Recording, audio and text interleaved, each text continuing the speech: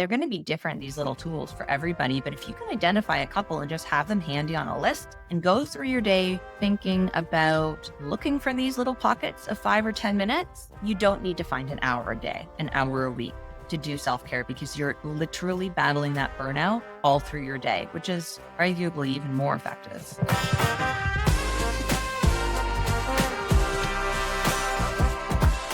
Welcome to the Process to Profit podcast, where we find out about the key processes and productivity techniques that drive successful service-based businesses.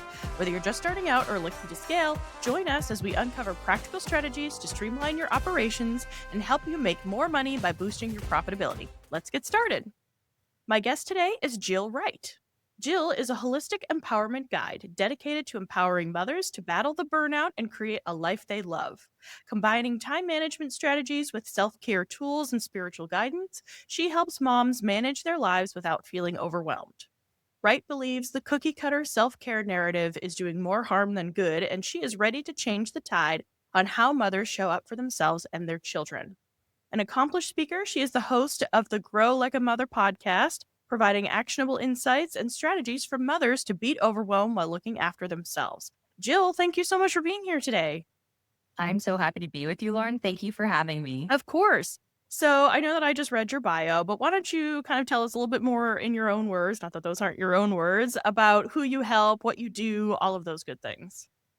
Yeah, absolutely. So we all know those moms, right, who are working so hard to be a great mom and have a successful career. Like, I'm sure a lot of your listeners today are in that boat. I call them super moms because they're doing like hashtag all the things. And they also really care about the way that they show up in all of their roles, but they can feel so burned out and get stuck in this cycle of overwhelm. So the work that I do kind of takes them through the journey of my signature framework. We talk about your unique supermom type, which you find out I have a quiz to help you identify one of 4 different supermom types. And then we use like time management and energy management to really create the space that these moms need to go after their dreams without sacrificing their career or their relationship in the process. So it's really all about managing burnout. Yeah, and that's so important and so necessary these days. You know, burnout is such a hot topic for a good reason, because everyone feels like, not even just moms. I know you focus on moms, but not even just moms feel like they have to do all the things. So, what are some signs, or let's take a step back actually. What is burnout, first off? Because I know we hear the term kind of thrown around a lot. So, what is the actual definition of burnout? Okay, this is a great question. And the way that I describe burnout is thinking of it like an unequal exchange of energy out and energy in. Because if you're continuing to give that energy out, whether it be in the form of your time, your energy, your money, whatever, those are all like currencies that we possess. But if you're giving more than you're filling up, whether that fill up comes internally or from others, you're going to run on empty. You're eventually going to run out of like your tank will empty. And then you're in this burnout situation.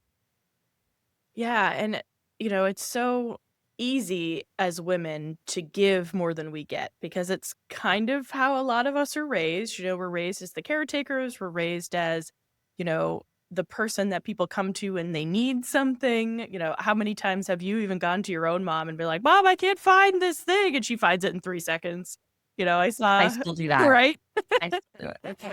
I saw an Instagram reel recently that was a husband looking for something in the cabinet. And then he's like, as soon as you see your wife coming, you better find that thing, because if she finds it, you're going to be in big trouble that you called her over to find it. So it's very pervasive in our society. What would you say are some of the signs that people can use to recognize when they themselves are burnt out, or someone that they know is burnt out? What's sort of that feeling that they get? Mhm. It can show up in different ways for different people. And it's insidious in this way that it sneaks up and builds slowly. Oftentimes it's not like zero to burnout. You go slow and you're at the point of no return before you realize you're there oftentimes. And I say no return to be dramatic. Of course, we can come back from this. There are tools. This is what I do. But extreme fatigue, anger, like having that rage sometimes, feeling like you don't want to, like almost this avoidance, like I would rather stay in bed or not pick up the phone when that person calls or close down my emails or not look at the notifications. Like you're avoiding the extra things. It can also look like being distracted often and never feeling like you're totally in flow and able to focus on things. And those are just some of the signs that are like the really in your face ones, I think that we could all recognize. And what causes burnout? I know we talked about doing all the things and feeling like you have to, be there for everyone, but what are some of the main causes of someone becoming burnt out? Honestly, it's that we're not taking care of ourselves when it comes down to it because we all have obligations, right? We all have responsibilities around the home, around our friends and our family and our jobs. We all have these responsibilities, but it's the folks who are consciously and intentionally weaving pieces into their days and their weeks that support them that are the ones who handle all of the stress better. Um, the things that can lead to burnout are the small pieces of ignoring when you're tired, of staying up too late, right? Of saying yes when you mean to say no or when you prefer to say no. It is skipping lunch, skipping the workout, right? Eating crappy foods. It's all of these things combined that layer up and can cause your body, because burnout is something that you can experience in your mind and your body as well, right? Sometimes when we're taking really good care of our bodies, we're still having that mental load. And we can experience burnout even if our body's feeling really healthy and vice versa. Even if we're not taking care of our bodies, if we're nourishing our minds and doing the self-care, the gratitude, that's a whole other piece that I love to teach on is why the like cookie cutter self-care narrative that we have now in the media is just not working for people. But if you're not doing some kind of self-care that actually feels rejuvenating to you, then there's no way that you can even the playing field with all of the energy that you're expelling in a day, in a week, in a year. Yeah. Yeah, and I think it's so key for women especially to start recognizing these signs and start, not even recognizing the signs, but realizing what actions could potentially lead them to burnout so that they aren't even getting themselves, like you said, to that point of no return where obviously being dramatic, but that point of like, okay, burnout is going to happen now regardless of kind of what you do. You know, Women are really smart. We've been, around the block a few times now. We've been in the workforce for many years. Like, why haven't we figured this out yet? Why is this still happening to us? Is it more prevalent now, or are we just have the language and the vocabulary to talk about it more now than we did, 50, 100 years ago? What's the status of it now, and why haven't we figured this out? Okay, so I'll start by talking about why we haven't figured it out. And I think the reason that we're still experiencing this burnout is that we're not taught the tools on how to navigate it as children. And so we don't start to look into this inner work and all of the tools and start to learn about it till we're already burnt out, which is usually in our 30s and 40s, right? And so we miss the opportunity to grow up with tools for self regulation, with tools for time management, with tools for self care, all of these important things that we now know about, which is why it's so fulfilling for me to work with moms because they then teach their kids and these kids have the opportunity to grow up with these tools that we didn't have, right? Growing up in the 80s and 90s. Um, Also societal, like there's still so much pressure on women to work and parent and keep the household and do all of the things. And that's just where we're at. And it's getting better.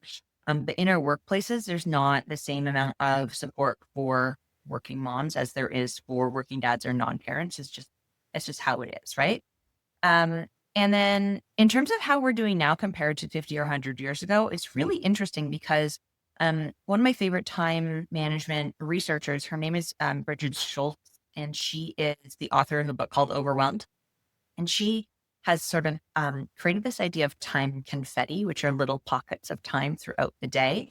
Um, and a researcher at Harvard, Ashley Willens, took this concept and sort of identified through research that we actually do have more free time now than in past generations. And that's because of things like the ATM, the washing machine, right? We've got all of these conveniences that help us and save us time, usually physical labor time that we get back in our day. However, it's not all. in an hour chunk or a 2 hour chunk. It's in these pockets of time confetti. And so we don't feel like we have extra time, even though we do. And so we've become accustomed to just glazing over, wasting, and ignoring these little pockets of time confetti throughout our day, which if we were to be intentional about recognizing, I have 5 minutes right now. What can I do to, I like to use these time confetti moments to battle burnout. I have a little list on my phone of like time confetti things that I do, and it's breath work. It's the different types of breathing that I can do that I know calm my vagus nerve. It is gratitude, things that I know I can shift my mindset if I'm going down a rabbit hole or if I'm feeling kind of frazzled, right? Ground me.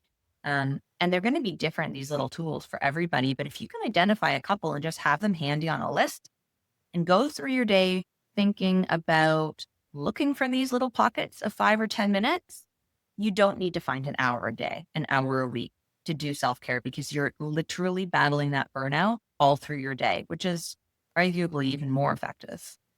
Yeah, and I think we're we're under so much pressure to be productive all the time. And so we get those, like you call them, and the author calls them time confetti moments. And we feel like, oh, I have five, like even right before this, we were recording. I was like, oh, I have 5 minutes. I have to get my to-do list organized for the rest of the day before I start recording and get on the phone and like go from back to back to back meetings today.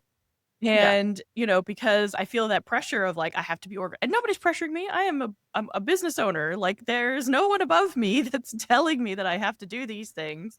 But I feel I put myself under that pressure. So how can women start rethinking these moments of, okay, I have 5 minutes before my next meeting. I'm actually going to use it for more self-care and less, what I think of as productivity, which yes, and that's a different conversation of self-care actually leads you to be more productive. How can women start reframing these moments? And what are some of the, I know you talked about a couple, but what are some of the tools that they can look at using in those free moments that they have? Yeah. Well, I think you nailed it in that we need to reframe it as rest being a productivity tool. I talk about this a lot. And we all know, and if you haven't heard, Lauren and I be the first ones to tell you that when you take care of yourself, you can show up better in all your roles, right? For example, if you go to bed at 9 o'clock instead of staying up till 10 and watching that show, or if you like, you're going to get more done the next day in a shorter amount of time and be more productive than if you had stayed up and lost out on your sleep. And this even even if you stayed up to do the work, you're going to be less productive. And especially within certain amounts of time frames, right? Like they say about 40 to 50 minutes, peak productivity, and then take a break because your productivity goes down. Um, but in terms of other tools that we can use in these little pockets of time, it can literally be whatever your body is telling you you need, right? This is where we get intuitive. This is where we think, okay, well, what could I really use right now? Sometimes for me, it's a mindless scroll, and that is okay because it is intentional and it is just for those 5 minutes, right? Sometimes it's sending a voice note to a friend that I really wanted to connect with, but I didn't have half an hour to actually call them, and just for 60 seconds, spewing how much I love and miss them and telling them what happened in my day or what's been going on in my kids' lives or whatever, right? We can use these 5 minutes to step outside and put our feet on the ground and look up at the sun. Or, I mean, gosh, listen to one of our favorite songs. If you're into audiobooks or podcasts, just press play for a little bit of time. There are so many things that we can do, which obviously they're going to be different for me than they are for you versus a listener. And it's about getting curious and noticing what makes us feel nourished and just going with that. It's such a great thing for people to start thinking about now too, rather than being in the moment and thinking, okay, I have 5 minutes. What am I going to do with it? But like you said, you have a list in your phone that you can just kind of pick from so that you don't have to think about it in the moment. You can just kind of do it. So what are, Yeah.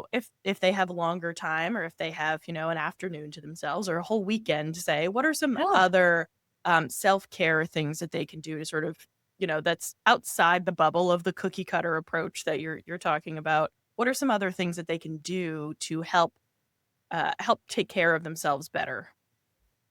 Yeah, it depends on where they're feeling low. With my clients, what I do is I give them, maybe you're familiar with this type of exercise where you have like a circle. When I was watching this, can see like a circle. kind of into pie pieces. And like each pillar of your life is a different pie piece. And you're supposed to fill in how you're feeling about that area of your life. And it shows you where maybe you're running low and where you're good and you don't need to focus. And so I use this exercise um, to help these women identify an area to start, because part of the problem is we feel so overwhelmed. We're depleted in so many areas that we freeze and we're like, yeah, it's too much. I know everything is priority, so nothing is priority. So I'm just gonna turn on the TV, right? But if you can see it clearly and like self identify based on your own rating system, which area of your life needs a bit of attention, that's where we start. So if it's your health, or maybe it's your social, maybe it's your relationship, maybe it's your spirituality, whatever the case is, choose a piece of the pie when you have a significant amount of time and brainstorm ways in advance of that time of things that are going to be helpful specifically to you in relationship to that thing. So, for example, if I'm feeling like my physical health is taking a backseat because I'm always in front of my computer, I'm always sitting down, I'm not drinking enough water, I'm not getting up, all the things, and I have an hour to myself one random Saturday afternoon, and I want to spend it doing something that nourishes me, then I can think about my physical health and I can think, okay, well, maybe I want to go for a walk outside. Maybe I want to move my body, or do I want to get out my yoga mat and stretch? The other thing I really like to do when I'm encouraging clients to create these lists in advance is have a little dash and the amount of time it's going to take for each activity right there on your list. So if you have an hour, you can look at your list and say, okay, I have an hour. Do I want to do 3 20-minute things, or do I want to do like a full hour of reading a book, right? Or whatever it is for you. And then if you have a whole day, you can decide, do I split my day up into different pillars and give each pillar an amount of time that's dedicated to it? Or looking at my list, is there something that can be really fulfilling, like taking a day? I love to do a day at like a Nordic spa where you go like from hot to cold and all that. But you need a good chunk of time to do that. So it really does depend what it looks like in terms of what availability you have on your calendar. Now, what would you say to someone who, because I'm hearing all of this and it sounds good, but, it also feels like, okay, now I'm scheduling every moment of my day. And isn't Yeah. that sort of part of the problem? How do you balance that out of saying, like, okay, well, now I've scheduled out, 3 20-minute chunks for this 1 hour block, and now I'm just feeling overscheduled again? How do you balance that feeling with actually doing the self care itself? Yeah, I hear this a lot, and it's a common objection because you're like, "Wait a minute, this feels like work. This is not supposed to be time for me to work. This is supposed to be time for me to rest." Um, and I think just rest is different than self-care for a lot of people, and that's one way to think about it, because some people, to get rest, you have to get quiet, you have to get still, like no noise situation. Maybe a meditation works really well for some people.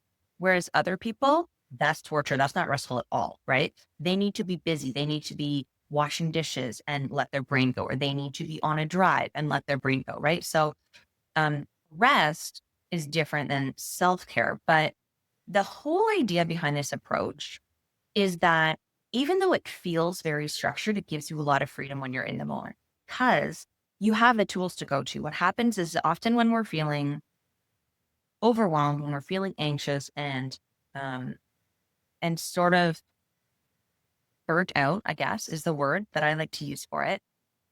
It's that fight or flight sort of nervous system state, right? And we don't have access to the part of our prefrontal cortex that can make decisions. We just literally lose access. It's like doors closed. Sorry, you're too overwhelmed. Your nervous system is shutting down the pieces of the body that are not relevant to survival. So we can't access that part. And that happened to me a lot when I was in my 20s, suffering from anxiety, and when I was postpartum depressive. And I found that having a resource to go to was the thing that allowed me to feel like, okay, I can actually do this. And it gave me the freedom of having a list that was curated for me and being able to pinpoint how I wanted to schedule the time that I had, as opposed to going, let's say, to a scheduled massage once a month, right? That's a big self-care thing. People talk about the massage, whatever. I love a massage, let me tell you. However, if I show up to that massage appointment feeling rushed, feeling overwhelmed, I'm not going to enjoy it. If my kid throws up right before I head out the door, or if the dryer breaks, right? I can't go and then I lose my self-care. Or maybe I've got my period and I just don't want anyone to touch me. Like it's just we can self-sabotage often by having um the normal idea of self-care or the scheduled idea. And we can get a lot more freedom and spaciousness if we come at it from this intuitive approach. What do I need now with the tools to support us in making that decision for ourselves at the time? So I totally agree with all what you're saying. So, how does time management sort of tie into this? Because you talk a lot about how they kind of go hand in hand. How Yeah. does time management tie into this if you're just sort of going with the feel and going with the moment, seeing how you feel? Like, how does it all sort of balance out? Yeah. Time management is the tool that we use to create a space to take care of ourselves, right? So we need to know what our week's going to look like in order to determine where these pockets of time could be.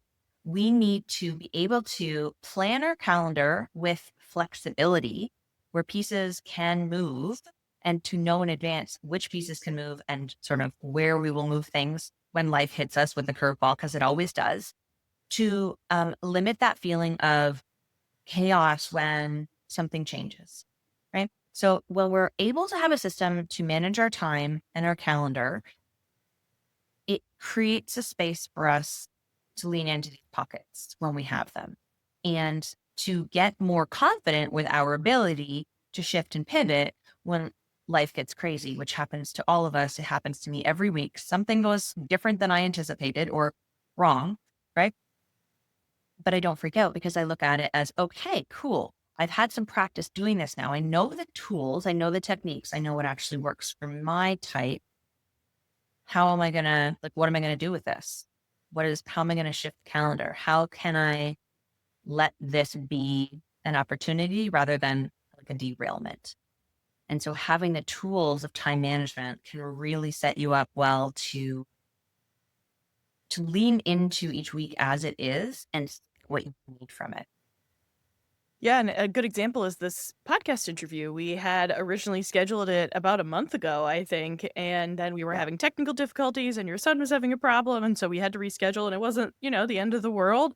And now I'm able to better, I think, interview and better host you because now instead of being my first guest, you're one of my much later guests. So, like you said, everything happened. You were able to take care of your son. It was totally fine. Like it wasn't the end of the world. And we were able to work around it and make it work.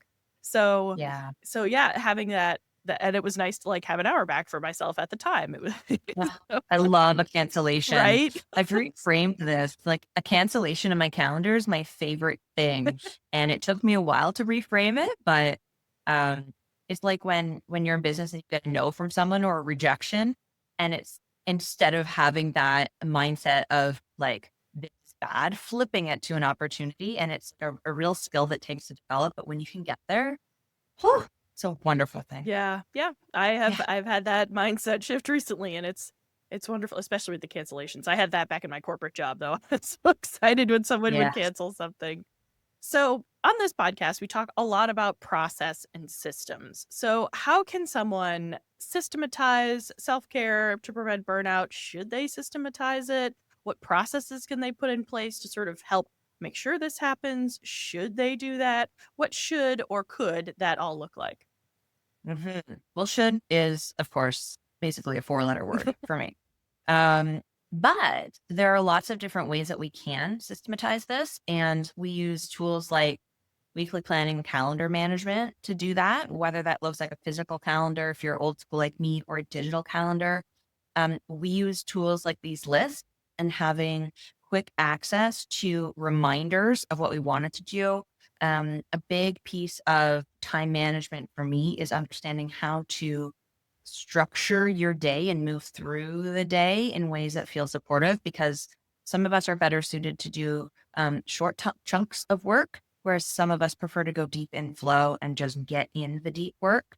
And it differs. And so if you're trying to do a productivity technique or a work style that isn't the best for your personality, you're going to feel really weighed down by it.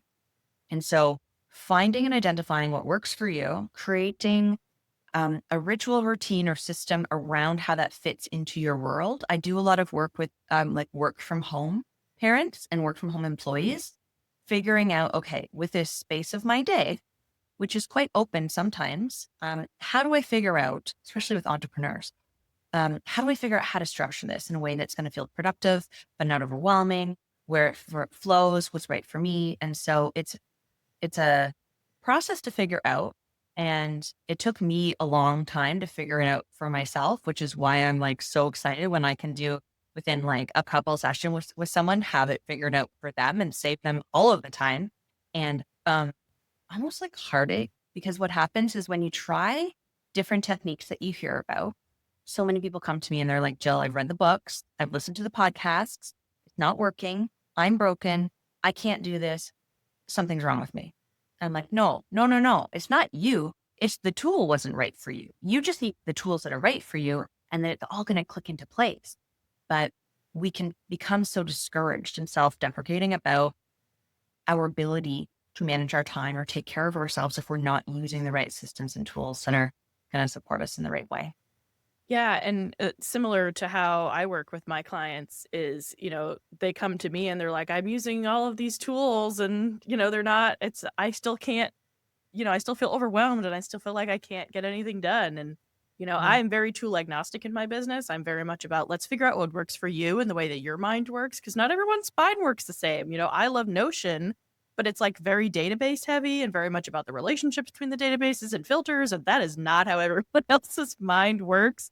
So, and we experiment with different tools and see which ones work. And it's so important, I think, back to your cookie cutter discussion, to make sure that your tools are work with how your mind works and not, trying to fit your mind into that box, into that cookie cutter of, well, everyone else is using Asana, so I should use Asana, or everyone else is using, Trello, so I should use Trello. Like, no, if it doesn't work for you, then we'll figure something else out.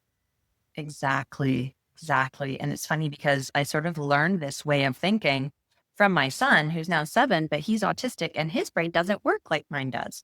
And so as I was trying to like support him in his early years and figure out how he can move through the world, I had to try to look at things through different lens and get creative and really curious about different things and be willing to try something and have it not work, but pick a piece of what did or understand why it didn't work and then try something else. And it really gave me a lot of permission to just see what happened.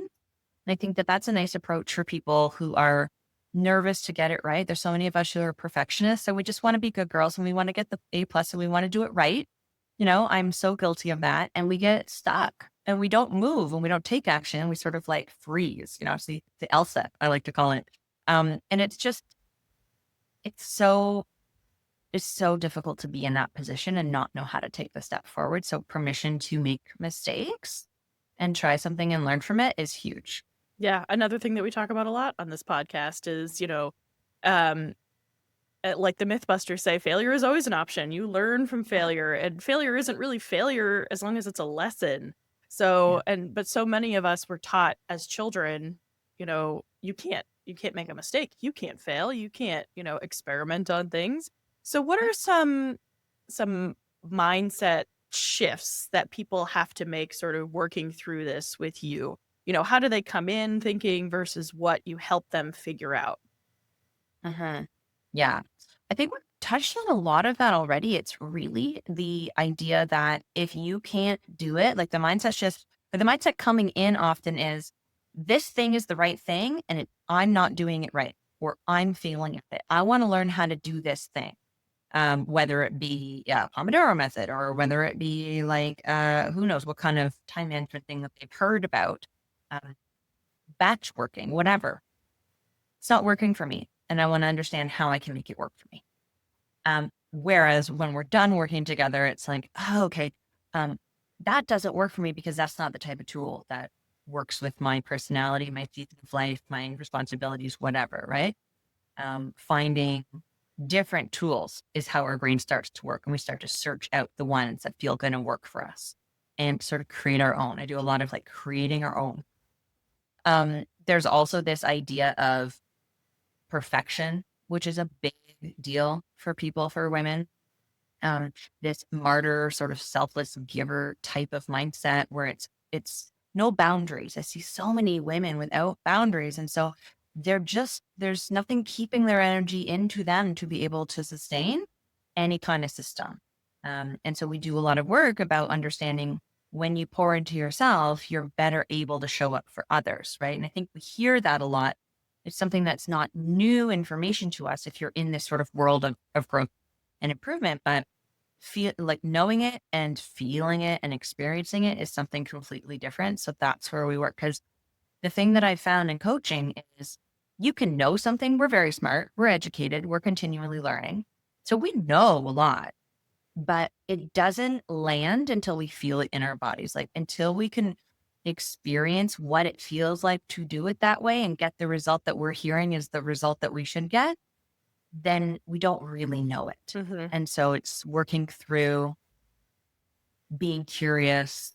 And I think a lot of just self confidence, oddly enough, the self confidence, time management, how do those come together? But they really do because we're allowing others, other people, other systems, other leaders, others in general, externally to dictate how we roll through life, how we go through our days, who is driving our ships, right? Without having the confidence to take the steering wheel back and say, okay, no, this is my life. I am the main character here, and I'm going to decide what does and doesn't work for me. And I will move through days in a way that feels good for me, while of course still being compassionate and loving and social and inclusive to those we love around us. That's kind of a given. Yeah, and it's a tough balancing act. It's tough to protect yourself, but also give of yourself at the same time. So, Yeah. what advice would you give to women who are in the position that you were in, in your 20s of you're burnt out, you're anxious, you're really in that stuck in that cycle in your mind? What advice would you give to them if you could talk to them right now? Get curious. Just get curious because the more that you can use your imagination in this journey, the better you're going to be if you can be playful with it and curious and sort of treat it like an experiment with no consequences and no weight. Like it's not the end of the world if you try something and it doesn't work. If you learn a new system and you don't resonate with it, just leave it behind.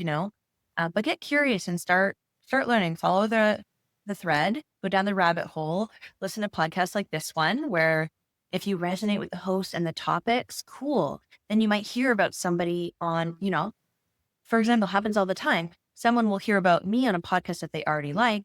Then on my podcast, when they come over and listen to my podcast, they hear about somebody that I'm interviewing. And then this is how they build their network. That's how my personal growth journey got started and how I got into time management habits, productivity, self-care, the whole thing is just by leaning in and saying, oh, that's kind of interesting. I think I'll go and listen more over there. Or I think I'll dive into their Instagram. I'll go check out their YouTube channel or whatever. And building your own curriculum almost. Yeah. And podcasts are such a great way to do that because there's no commitment. Like you can listen to an episode and then you decide, this isn't for me. And you are not obligated to listen to any more if you don't like any of it. You didn't waste any money. You maybe lost a little bit of time, but if you're multitasking, then that's fine. Jill, thank you so much for being here. If you could give, I know I just asked you for advice, but if you could give one final piece of advice to our listeners, either reiterating something you already said or something new that we haven't talked about yet, what would that advice be? Just follow your guts, follow your hunches, follow your truths, and the answers are always going to be within you. You've already got them. And so using external advice as just that advice and ideas, but let it come through your own filter and you get to decide what's going to work for you and what's not. Great advice and something we all need to be better at following. Well, again, Jill, thank you so much for being here. If people want to reach out to you, what's the best way for them to find you? Yeah, my website, probably. It's just my name, jillwright.ca, because I'm Canadian. And also my podcast is called Grow Like a Mother. I love chatting with people over there. And if you're on Instagram, find me over there or LinkedIn and tag Lauren and I and let us know that you heard about me here on her podcast and something that resonated with you today. Because I love to know what pieces are landing with the audience. Yes, yes. And I will link all of that in the show notes. And then you have a free gift. I think you actually mentioned your quiz earlier, but you have a free gift for our listeners? Yeah, the quiz is an awesome gift. And it's funny when you talk about a quiz being a gift because it's like, wait, I have to do the quiz. How is that a gift? But you get my top 3 time management tips specifically for your type, which is really valuable. I have a lot of people read the results and they're just like, are you serious? Did you talk to my therapist? Like, how do you know this? Right. But I also want to invite everyone to a free trial of my online community, which is called The Village. It's this area where we gather for learning and connection as moms and women in business. And so a free 22-day trial in The Village. We have guest experts and lunar ceremonies and co-working sessions and the whole thing. It's a really fun place to be. My favorite place to connect. All right, that sounds wonderful. I will make sure I link all of that in the show notes and the YouTube description. Once again, Jill, thank you so much for being here. I really enjoyed our conversation. Me too. Thank you so much for having me on. It's great to chat with you again. Yes. And thank you all for listening or watching. I would love to know what you think. Go ahead and leave a rating or a review. It helps other people find this podcast, helps them sort of build their business processes as well. And I will talk to you all again soon. Thank you so much. Bye-bye.